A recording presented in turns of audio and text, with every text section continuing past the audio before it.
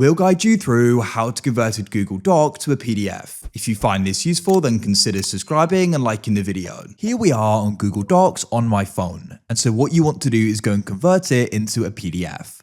Perhaps you've been working on a school project, a work project, or something else. And now you need to go and have it as a PDF. It's quite common that if you need to go and submit it on a certain website or somewhere else that it needs to be a PDF and other file formats are not accepted. So we're going to guide you through how you can go about this. So it's important to note as well is that PDFs aren't that easy to go and edit afterwards, and often the formatting is lost as well. So don't plan on editing it after you've gotten saved as a PDF.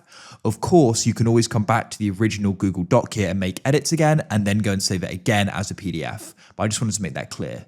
So what we can do is go and open up what you want to go and make into a PDF, the Google Doc.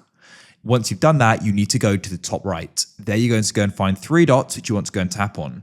You're going to see quite a few different options here. Go down though, and you want to go and find the option for share and export, like so.